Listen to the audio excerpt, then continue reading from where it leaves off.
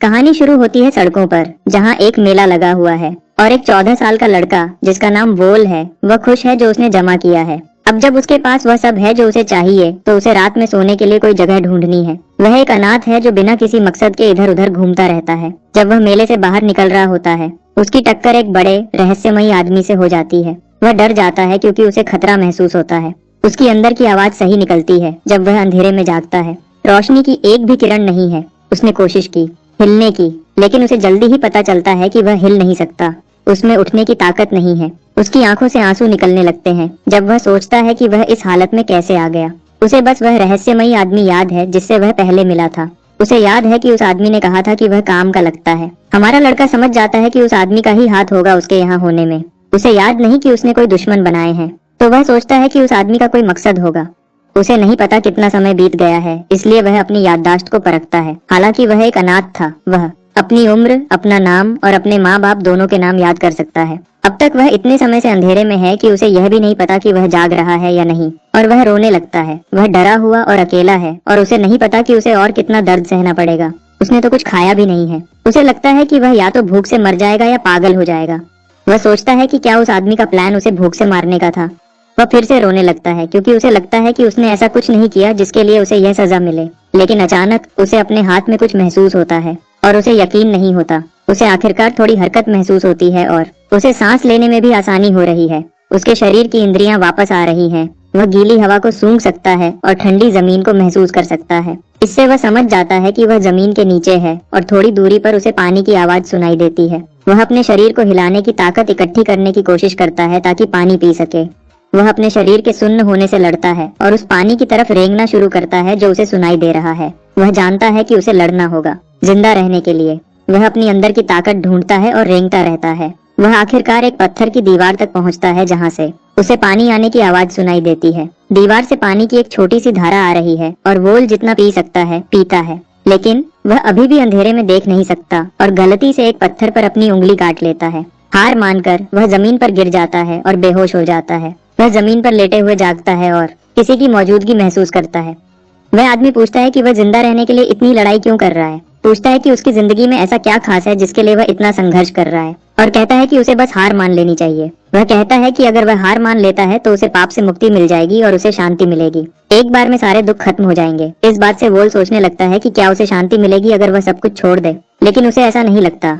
वह जिंदा रहेगा और इस सोच को अपने अंदर नहीं आने देता। अजनबी उसे बताने की कोशिश करता है कि वह बस अपनी ताकत बर्बाद कर रहा है, लेकिन वोल जानता है कि अगर वह ऐसे मर गया तो उसे शांति नहीं मिलेगी।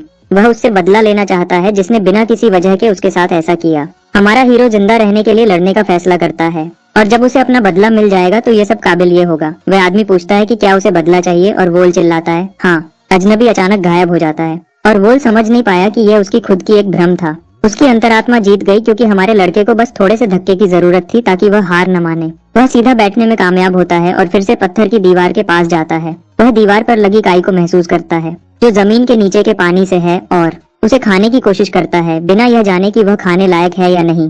लेकिन वह उसे खा लेता है और जैसा सोचा था काई का स्वाद बहुत खराब है, लेकिन उसे इससे कोई बीमारी महसूस नहीं होती, तो वह फिर से खाने लगता है और ज्यादा, इस भूखे शरीर को खिलाने और जिंदा रहने के लिए। हमारा लड़का अब जिंदा रहने के लिए कुछ भी करने को तैयार है। उसे खुद को याद दिलाते रहना होगा ताकि वोल के पास अब खड़े होने की ताकत है और वह कमरे में घूमने की कोशिश करता है। उसके नाप के हिसाब से उसकी जगह लगभग 9 वर्ग मीटर की है। जब वह कमरे में घूम रहा होता है तो उसे एक लोहे का दरवाजा खुलने की आवाज सुनाई देती है। रोशनी की अचानक तेज किरण ने उसे लगभग अंधा कर दिया, लेकिन वह पीछे नहीं हटता और उसकी तरफ चलता है, यह सोचकर कि क्या यह कोई मदद है। लेकिन उसे किसी की परछाई दिखती है जो उसके लिए खाना छोड़कर जा रही है और तुरंत उस खुली जगह को बंद कर देती है। वोल खाने की खुशबू सूंघता है और उसकी तरफ दौड़ता है। हालांकि वह उसे देख नहीं सकता। वह सड़े हुए मछली, सुअर का मांस और चाय की पत्ती की खुशबू सूंघता है। उसे बचे हुए खाने के कुछ अलग अलग किस्म मिले और वह सोचता है कि इसमें एक से ज्यादा लोग शामिल हैं। बस 5 अलग अलग बचे हुए खाने की डिशेस और कमरे की जगह के आइडिया से हमारे हीरो को एक अंदाजा लगता है कि 5 मैनेजर इस जगह को संभाल रहे होंगे और 5 से ज्यादा लोग उसके साथ किसी खास मकसद के लिए फंसे होंगे। उसे बस ये समझ नहीं आ रहा कि क्यों, लेकिन वह और ज्यादा देर तक खुद को रोक नहीं पाता और अपनी प्लेट का खाना खा जाता है। वह उस काई से ज्यादा जो उसने पहले खाई थी ये बचा हुआ खाना खाना पसंद करेगा। अब जब उसने खाना खा लिया है उसे एक प्लान बनाना होगा। 4 महीने बीत चुके हैं और उसने इस समय का इस्तेमाल अपनी ताकत बढ़ाने में किया है। वह उसे दिन में एक बार खाना देते हैं और कभी कुछ नहीं बोलते। उसे अभी तक बचने का कोई रास्ता नहीं दिखा है। उसे लगता है कि वह ऐसी हालत में पागल हो जाएगा, लेकिन उसकी आंखें अंधेरे में ढलने लगी हैं। वह अब अपने आस पास के घने अंधेरे में कुछ कुछ देख सकता है। कभी कभी वह सोचता है कि काश वह न देख पाता, क्योंकि उसे पता चलता है कि वह वहाँ अकेला नहीं रहता। उसे अपनी आंख के कोने से कुछ दिखता है और वह सोचता है कि यह बस और कीड़े मकोड़े हैं, लेकिन उसे क्या पता था कि वह असल में एक सांप था। सांप वोल के हाथ को पकड़ लेता है और फुंफकारने लगता है। सांप उसके हाथ में काट लेता है, बिना हमारे लड़के को खुद का बचाव करने का मौका दिए। वोल दर्द से चीखता है क्योंकि जहर उसके शरीर में चुभता है। उसका पूरा शरीर ऐसा लगने लगता है जैसे आग लगी हो। दर्द बर्दाश्त के बाहर है, लेकिन वोल बस जमीन पर लेटा रह सकता है और जहर को अपने खून में घुलते हुए सहता है। वोल का खाना आ गया और हमारा लड़का कटोरा पकड़ता है क्योंकि वह उम्मीद करता है कि खाना खाने से उसकी कुछ सेहत वापस आ जाएगी। वह किसी भी हालत में खुद को मरने नहीं देगा। समय बीतता है और वोल का सामना फिर से एक सांप से होता है। उसे महसूस होता है कि जहर निकालने की प्रक्रिया के दौरान उसके शरीर में बदलाव आ रहे हैं। एक सुधार जो उसने देखा वह उसकी नजर थी। वह अब अपने सामने की चीजें ज्यादा साफ देख सकता है। वोल फुंफकारते हुए सांप की तरफ अपना हाथ बढ़ाता है, यह सोचकर कि सांप के काटने से वह और मजबूत हो गया होगा। उसने ऐसी कहानियां पहले भी सुनी हैं। वह उम्मीद करता है कि वह सांप के जहर के प्रति प्रतिरक्षक बन जाएगा और शायद उसे एक हथियार मिल जाएगा। तो वह सांप को फिर से काटने देता है। उसे लगता है कि उसका शरीर आग पर है और इस बार उसका पूरा हाथ लाल होकर सूज जाता है। वह आदमी सोचता है कि क्या उसने सही किया है, लेकिन उसे महसूस होता है कि दर्द पहली बार जितना बुरा नहीं है। वह सांप की आंखों में घूरता है क्योंकि उसकी आंखें अंधेरे की वजह से खराब हो चुकी हैं। हालांकि उसकी आंखें चमकदार हैं। वह एक बेहतरीन शिकारी है जो अपनी शिकार को खाने के लिए कभी कभी आवाज का इस्तेमाल करके भी अपने शिकार को कमजोर कर देता है।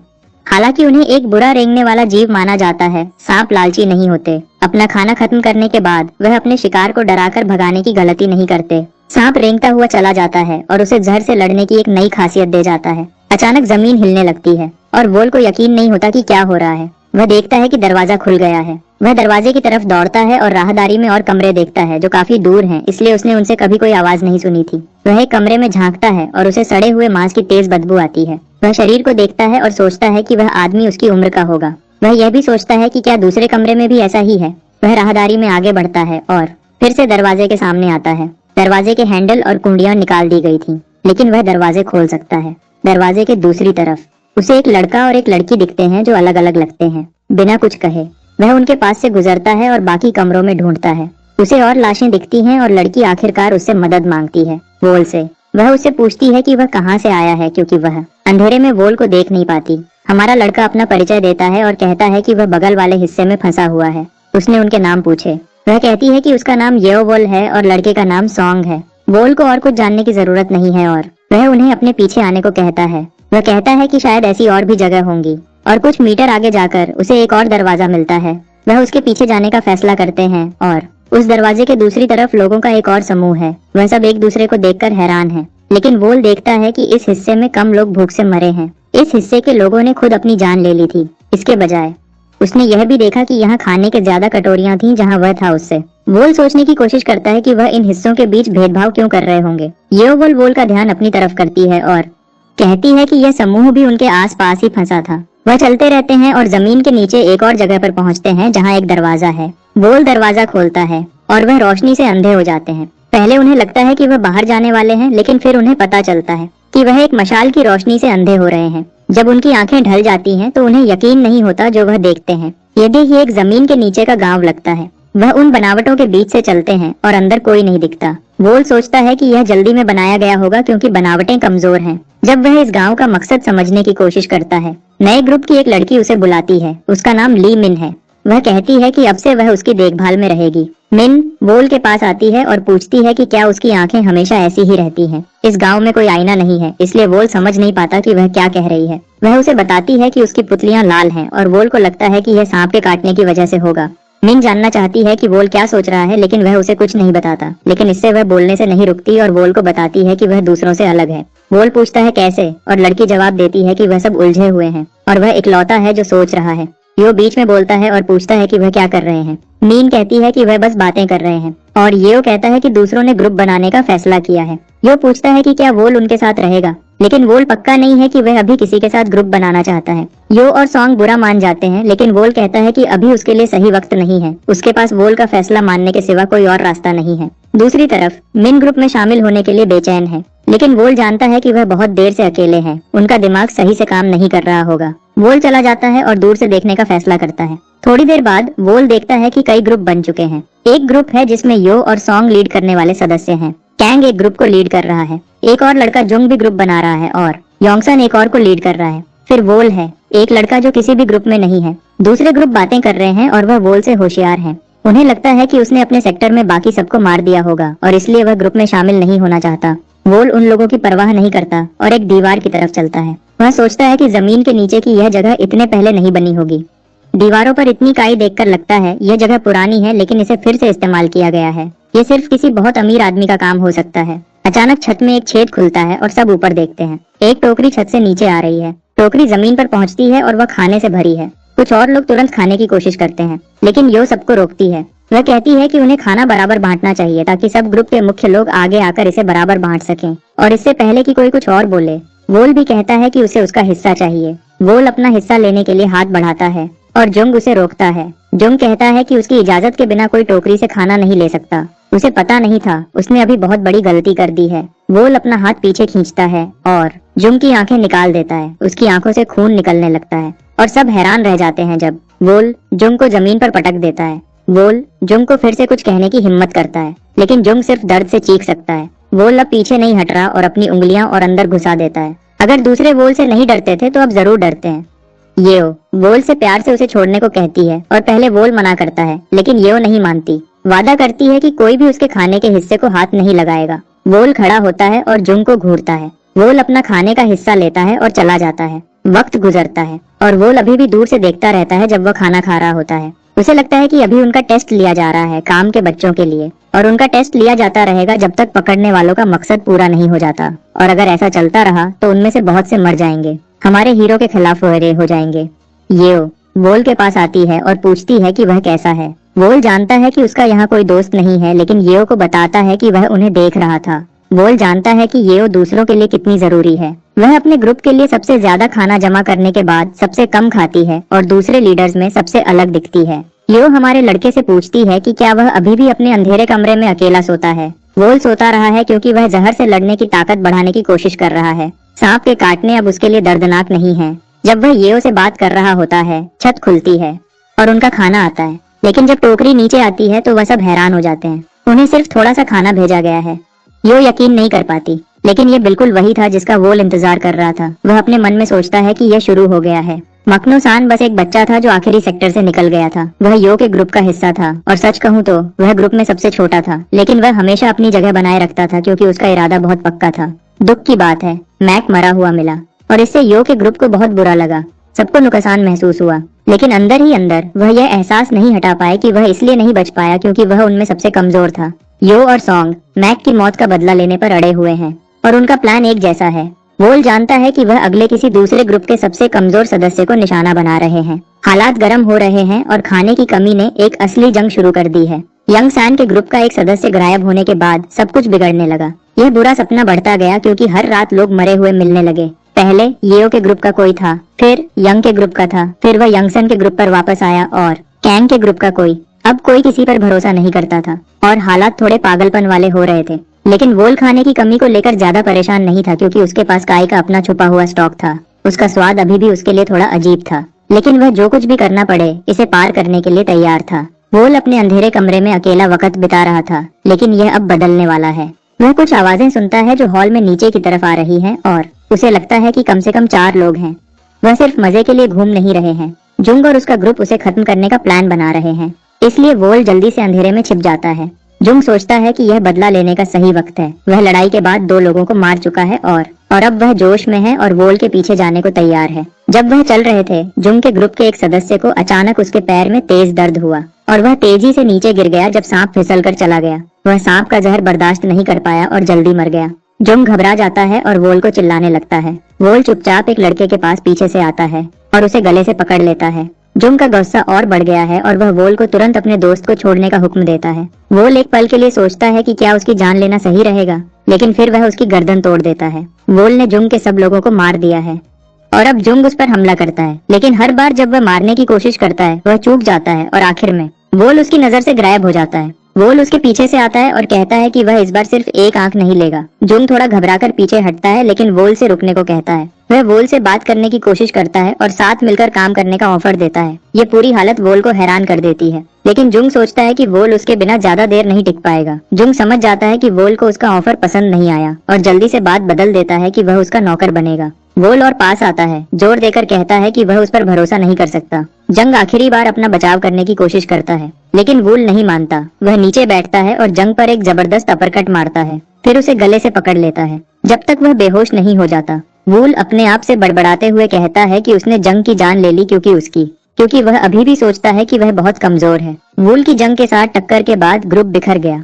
सबको समझ आया कि वोल ने उन सबको अकेले ही खत्म कर दिया था। दूसरे लीडर्स जानना चाहते थे कि यह लड़का कितना ताकतवर है। एक बात साफ थी, वे उससे बिल्कुल भी उलझना नहीं चाहते थे। वह तो एक समझदार और काफी बेरहम आदमी था। सान खुद को रोक नहीं पाया, लेकिन सोचने से कि वोल अपने दुश्मनों को डराने में बहुत अच्छा था। सान अभी भी अपने ग्रुप से बात कर रहा है कि हालात कितने खराब हो गए हैं। खाना बांटने का कोई हल नहीं है, लोग सिर्फ जिंदा रहने के लिए एक दूसरे को मार रहे हैं। अब हर कोई कातिल है। वे जानते हैं कि वोल ने जंग को खत्म कर दिया है, इसलिए अब कोई उससे उलझने की हिम्मत नहीं करता। सान अपने ग्रुप की तरफ देखता है और उन्हें वोल से दूर रहने को कहता है। जब किसी के पास खोने के लिए कुछ नहीं होता तो वह सबसे ज्यादा डरावने होते हैं। उसका ग्रुप उसकी बात समझ जाते हैं। फिर ग्रुप का एक और सदस्य दौड़ता हुआ आता है और बताता है कि यो के ग्रुप के 2 बच्चों को निकाल दिया गया है और उनके पास एक आलू है। वह कहता है कि उन्हें जल्दी करनी होगी, इससे पहले कि वे बच्चे उसे खा लें। सान यकीन नहीं कर पाता कि वे एक आलू के लिए इतना सब कुछ करने वाले हैं, लेकिन वह सबको तैयार होने को कहता है। तो सान और उसका ग्रुप रेड हाउस की तरफ जाते हैं और उन 2 लोगों को उनके आलू के साथ देखते हैं। ग्रुप हमला करने के लिए बेचैन है क्योंकि वे साफ तौर पर उस आलू के लिए कुछ भी करने को तैयार हैं। सान उन्हें आगे बढ़ने को कहता है। वह 2 लोग ग्रुप को अपनी तरफ आते हुए देखते हैं और भागने की कोशिश करते हैं, लेकिन सान को कुछ अजीब लगता है। जहाँ वे हैं वहाँ वे जरूर नुकसान में हैं। आलू वाले बच्चों में से एक सीटी बजाता है और अचानक यो का ग्रुप हमला करने आता है। सान अपने ग्रुप को चिल्लाता है जब उन्हें बुरी तरह मारा जाता है। वह उन्हें पीछे हटने को कहने की कोशिश करता है क्योंकि वे सीधे जाल में फंस गए हैं, लेकिन पीछे से और सदस्य उसकी तरफ दौड़ रहे हैं। सान घिर गया है और यो और सॉन्ग अपनी बारी शिकार पर खौलश होते हैं। उन्हें समझ आया कि वे अब खाने वाले लोगों की संख्या कम कर सकते हैं। सान इस झमेले में फंसने पर बहुत गुस्से में है, लेकिन वह जानता है कि वह उन सबसे अकेले नहीं लड़ सकता। सान उनसे मिन्नत करता है कि उसे जिंदा छोड़ दें, कम से कम अभी के लिए। यो काश वह कर पाती, लेकिन वे खाना नहीं बचा सकते। सान घबराने लगता है और यो उसे कहती है कि अगर वह उसकी जगह होता तो वही करता। फिर वह मुंह मोड़ लेती है और अपने ग्रुप को उसे खत्म करने को कहती है। उसका ग्रुप उसकी तरफ अपनी डंडों से बढ़ते हैं, लेकिन सान जल्दी से अपने पैरों पर खड़ा हो जाता है और पलटकर लड़ता है। जो भी पास आता है उसे गिरा देता है, जबकि यो चली जाती है। वह ऊपर देखती है और वूल को अभी भी दूर से उस पर नजर रखते हुए देखती है। हमारे लड़के ने यो की कुछ चालें सीख ली हैं, जगह का फायदा उठाते हुए छोटे रास्ते ढूंढना और बचाव के ऐसे इंतजाम करना जो अंदर घुसना बहुत मुश्किल बना देते हैं जब तक सुरक्षा अच्छी है। हमारा हीरो सोच रहा है कि क्या किडनैपर्स ने इस जगह को असली जगह की कॉपी बना दी है जहाँ से वे बच्चों को उठाकर लाए थे।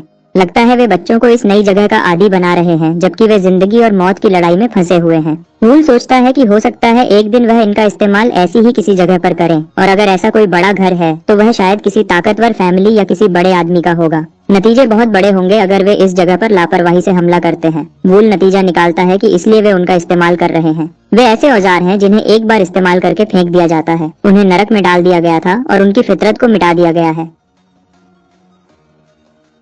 उन्हें कत्ल बनने के लिए तैयार किया जा रहा है। सैन और उसके ग्रुप को खत्म करने के बाद यो का ग्रुप पूरे जोश में है, पागलों की तरह जश्न मना रहा है। वे खुश हैं कि वे उसके साथ हैं और येल भी उनके साथ मिल गया है। खुद को सबसे ऊपर महसूस कर रही है। उसे यकीन है कि अब कोई उनसे पंगा नहीं लेगा। मिन इन सब बातों से बहुत घबराई हुई है। ऐसा लगता है जैसे उसके आसपास सब कत्ल से बेखबर हैं और उसे समझ नहीं आ रहा कि वे ऐसे कैसे बिहेव कर रहे हैं जैसे कुछ हुआ ही न हो, जबकि उनके हाथों पर खून लगा है। वह रोना शुरू कर देती है और उन बच्चों का जिक्र करती है जिन्हें इस ग्रुप ने मारा था, और ये बात बहुत असर करती है। छत खुलने लगती है और सब हैरान हो जाते हैं क्योंकि ये डिलीवरी थोड़ी जल्दी हो गई है। यो अपने ग्रुप को कहती है कि जितना हो सके उतना खाना ले लो। वह बहुत खुश है, सोचती है कि आखिरकार उन्हें भर पेट खाना मिलेगा, लेकिन तभी उसे अपनी आंख के कोने से वोल दिखता है। वह बाकियों जितना जोश में नहीं है और कुछ शकी लग रहा है। जब यो वापस देखती है तो वह आखिरकार समझ जाती है कि वोल ऐसा क्यों लग रहा था। खाने की टोकरी के बजाय बहुत सारे नकाबपोश लोग उस छेद से बाहर निकल रहे हैं। शुरू में सब थोड़े हैरान हो जाते हैं, लेकिन फिर नकाबपोश लोग अंदर कूद जाते हैं और शुरू कर देते हैं उन्हें मारना, जबकि सबको मार पड़ती है। वोल लेट जाता है और छुपने की कोशिश करता है। उसने सोचा था कि यह जल्दी होगा, लेकिन उसे समझ नहीं आ रहा था कि वे बिना वजह उसके साथ इतने गुस्से में क्यों थे, और इस बात ने उन जंगली बच्चों को और गुस्सा दिला दिया। इसके बावजूद हमारा लड़का चुप रहने का फैसला करता है और कोई पंगा नहीं लेना चाहता, क्योंकि वह कोई गैर मामूली तवज्जो नहीं चाहता। तभी वोल को अपने सामने अच्छे कपड़ों में 3 लोग खड़े दिखते हैं। उसे लगता है कि ये असली बॉस हैं जो नकाबपोश लोगों को हुक्म दे रहे हैं। असली लोग सिर्फ अपने हाथ हिलाकर मारपीट रोक देते हैं, और मेन आदमी अपना नाम फर्स्ट स्वॉर्ड बताता है। वह बच्चों को कहता है कि उन सब की जिंदगी अब उसके हाथों में है और इससे कोई बच नहीं सकता।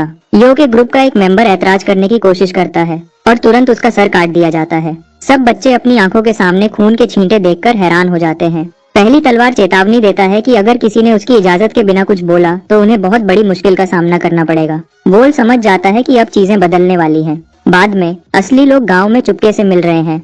वे कर्स पॉइजन के बारे में बात कर रहे हैं। जब आप बहुत सारे जहरीले जानवरों को एक बर्तन में डालते हो तो वे आपस में लड़ेंगे जब तक सिर्फ एक न बच जाए। जो आखिरी बचेगा उसका जहर सबसे ताकतवर होगा। ये असली लोग ये पता लगाने की कोशिश कर रहे हैं कि ग्रुप में किस बच्चे के पास सबसे ताकतवर जहर है।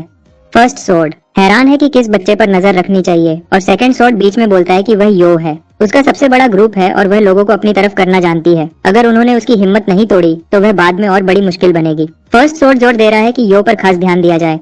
वह नहीं चाहता कि वह बगावत शुरू करने के बारे में सोचे भी। सेकंड स्वॉर्ड बताता है कि सॉन्ग और कैंग पर भी नजर रखनी चाहिए, क्योंकि वे मार्शल आर्ट्स में बहुत अच्छे हैं। फिर फर्स्ट स्वॉर्ड वोल के बारे में पूछता है, जो सेक्टर 1 से अकेला बचा हुआ है। सेकंड स्वॉर्ड बताता है कि वोल अभी भी जिंदा है, और फर्स्ट स्वॉर्ड हैरान है क्योंकि सेक्टर 1 में सबसे मुश्किल हालात थे और खाना भी न के बराबर था। वह जोर देता है कि वे वोल पर खास नजर रखें। जैसे ही मीटिंग खत्म होती है, फर्स्ट स्वॉर्ड सोचता है कि उनके पास अपना मिशन पूरा करने के लिए सिर्फ 6 साल बचे हैं। खून का परियत ग्रुप के कैप्टन को एक कत्ल का काम मिला था जो 7 साल तक चलना था, और उसके लिए 5 लाख यांग मिलने थे। शर्त यह थी कि वे कोई ऐसा निशान नहीं छोड़ सकते जो ब्लड फैंटम ग्रुप से जुड़ा हो। एक नकाबपोश आदमी ग्रुप के लिए अगला चैलेंज बताता है। वह कहता है कि जो सबसे पहले घर की छत पर लगे झंडे तक पहुंचेगा उसे 2 घंटे का ब्रेक मिलेगा, लेकिन जो आखिरी होगा उसे पता चलेगा कि असली नरक कैसा होता है। और बस ऐसे ही दौड़ शुरू हो गई। तरबियत याफ्ता के लिए मुश्किल दिन आते ही रहे। उन्हें खतरनाक कातिल बनाने के लिए लगातार ट्रेनिंग में फंसे हुए थे। उन्हें जो कुछ भी करना पड़े वह करना था ताकि वे बच सकें, खासकर अगर वे कभी बाहर की दुनिया दोबारा देखना चाहते थे। और हाँ, यो दौड़ में जीत गई। असली लोगों ने दूर से चैलेंज के बारे में बात की। वे समझते हैं कि यो बहुत होशियार और बहुत बहादुर है। फर्स्ट स्वॉर्ड वोल के बारे में हैरान है, और सेकंड स्वॉर्ड कहता है कि वोल बस एक आम सा है। उसने कुछ ऐसा नहीं किया जिससे वह अलग दिखे। यह सुनकर फर्स्ट स्वॉर्ड हैरान हो जाता है, क्योंकि उसने सोचा था कि वोल में कुछ खास होगा, क्योंकि वह सेक्टर 1 से अकेला बचा हुआ है। फिर भी वह चाहता है कि वे वोल पर नजर रखें। यो वोल के पास जाती है, हैरान है कि वह अभी भी गर्ज तकसीम कष्ट की तकनीक को क्यों देख रहा है, जबकि इंस्ट्रक्टर्स ने उन्हें यह देखना बंद करवा दिया था। वोल को बस उसे दोबारा देखने का मन किया। यो को लगता है कि यह बेकार है और सोने चली जाती है। हमारा लड़का याद करता है कि तजुर्बे वाले लोगों ने उसे क्या बताया था। उन्होंने कहा था कि गर्ज तकसीम कष्ट की तकनीक उस जैसे नए आदमी के लिए सीखना बहुत आसान है, लेकिन फिर भी उन्होंने उसे 3 महीने दिए थे इसे सीखने के लिए। एक बार जब वह पहला कदम सीख जाएगा तो उसका शरीर दोबारा जन्म लेगा और वह ची को महसूस कर पाएगा और अंदर की एनर्जी बना पाएगा। वोल सोचता है कि बाकी लोग और इंस्ट्रक्टर्स बस टेक्निक के पीछे का पूरा मतलब नहीं समझ रहे हैं। क्योंकि आप बिजली को फिजिकली अलग नहीं कर सकते, तो लगता है कि ये इस बारे में हो सकता है कि आप कितनी तेज सोच सकते हो। वह सोचता है कि अगर वह इस सोच के साथ टेक्निक सीखता है तो उसे इससे कुछ नया मिल सकता है, लेकिन वह जानता है कि उसे यह नहीं दिखाना चाहिए कि उसने कितना सीख लिया है। वह न तो बहुत कमाल का दिख सकता है और न ही पूरा बेखबर। सब ठीक चल रहा था जब तक वोल अचानक एक चाकू से बच नहीं गया, जो उसकी गर्दन पर निशाना था, जिसे सोग्योक सान नाम के एक लड़के ने फेंका था। वोल को यकीन नहीं होता कि कोई और ट्रेनी उसे सच में मारने की कोशिश करेगा। वह सैन से पूछता है कि वह ऐसा क्यों कर रहा है, और सान कंधे उचकाकर कहता है कि उसे असली लड़ाई का एक्सपीरियंस चाहिए इस सब नकली चीजों के बजाय। वोल चैलेंज लेने के बारे में सोच रहा है, क्योंकि इंस्ट्रक्टर्स को ज्यादा परवाह नहीं लगती तलवारों से ट्रेनिंग देने के बाद भी। तो वह अपनी तलवार निकालता है और सैन उस पर हमला करता है, कहते हुए कि उसे जल्दी कुछ करना होगा वरना वह पल भर में खत्म हो जाएगा। लेकिन सैन नहीं जानता कि हमारे हीरो ने अपनी लड़ाई की स्किल्स को बहुत बढ़ा लिया है और आसानी से सैन के हमलों से बच जाता है। वोल को यकीन नहीं होता कि वे तलवारों का कैसे इस्तेमाल कर रहे हैं और सैन इस लड़ाई में कितनी मेहनत कर रहा है। लेकिन हमारे लड़के ने बहुत मेहनत की है और सब तलवारों को संभालना जानता है। अचानक सैन कूदकर हमारे लड़के को चाकू मारने की कोशिश करता है, लेकिन वह उसे आसानी से धकेल देता है। वह गुस्से वाला ट्रेनर पूरी ताकत लगा देता है, हर तरफ से तेज हमले करता है, लेकिन कुछ काम नहीं आता क्योंकि वह हमारे हीरो को छू भी नहीं पाता। सैन दांत पीसता है क्योंकि उसका मुकाबला करने वाला भी बहुत तगड़ा फाइटर है।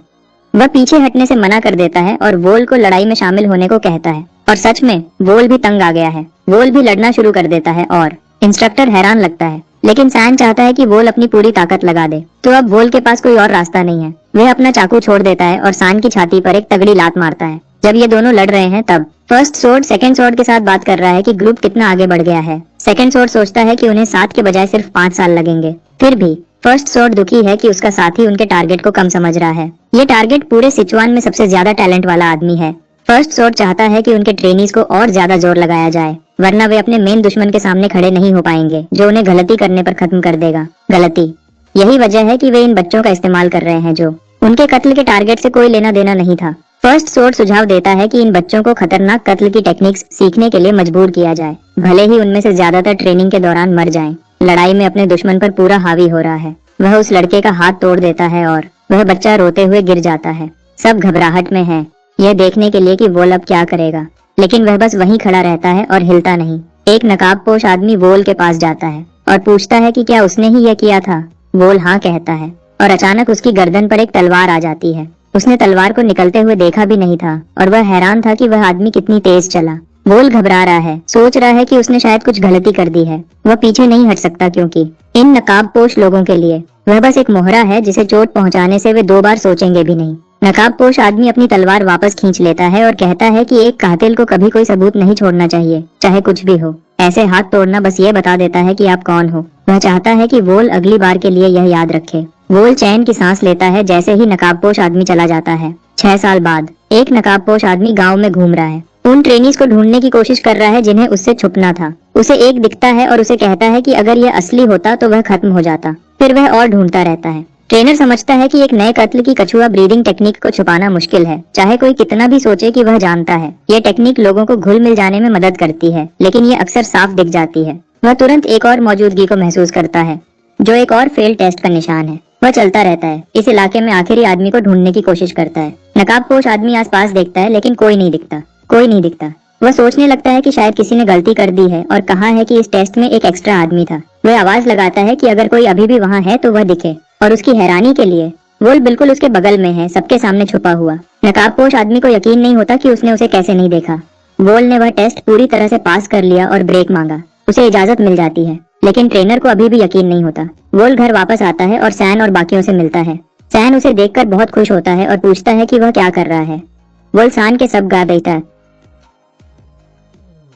अजीब चेहरे देखकर आंखें घुमाता है और कहता है कि वह उसका असली चेहरा ही भूल जाएगा। सैन कंधे उचकाकर कहता है कि कोई बात नहीं, क्योंकि वे वैसे भी यहीं फंसे हुए हैं। लेकिन तभी यो बीच में बोलती है और बताती है कि खाना अच्छा मिलने लगा है। उसे लगता है कि वे जल्दी ही अपना मिशन पूरा करने वाले हैं। कहानी आगे बढ़ती है और हम फर्स्ट सोर्ड को वहाँ थका हुआ और बिना मास्क के बैठे देखते हैं। वह सोचने पर मजबूर हो जाता है कि पिछले 6 सालों में गुफा में कितना कुछ बदल गया है। उन्होंने 300 लोगों में से 30 लोगों को कत्ल बनने की ट्रेनिंग दी है और उसे लगता है कि जांग हू की इस खतरनाक दुनिया में उनमें से कोई भी अपनी स्किल से उसे किसी भी वक्त मार सकता है। उसे लगता है कि उसका वक्त खत्म हो रहा है और वह इस पे जज्बाती हो जाता है। तो सेकंड और थर्ड सोर्ड अंदर आते हैं और फर्स्ट सोर्ड से पूछते हैं कि उसने अपना मास्क क्यों उतारा हुआ है। वह जवाब देता है कि 6 साल बाद यह बहुत बंदिश वाला हो गया है और फिर उन्हें कहता है कि वे भी अपने मास्क उतार सकते हैं। वे सब टेबल पर साथ बैठते हैं, खुश होते हुए, क्योंकि गुफा में उनका वक्त खत्म हो रहा है। सिर्फ एक आखिरी मिशन बचा है जिसमें ट्रेनीज को कत्ल के लिए भेजना है। उनकी आजादी आखिरकार उनके पास है। सोर्ड पूछता है कि ट्रेनीज कैसे हैं। सेकंड सोर्ड कहता है कि उन्होंने खुद को भी पीछे छोड़ दिया है, कुछ तो इंस्ट्रक्टर से भी बेहतर है। उसे लगता है कि उन्हें एक बार इस्तेमाल करके फेंक देना शर्म की बात है,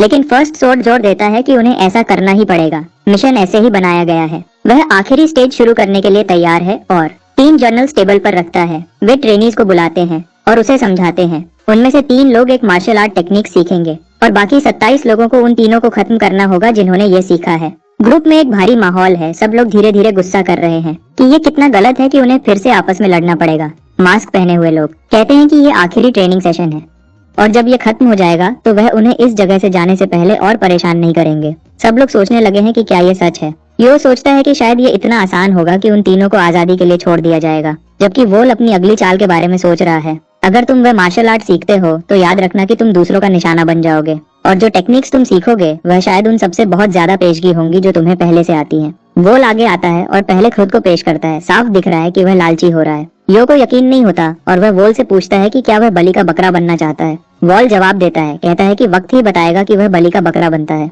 या वह जो सब कुछ समझ गया है।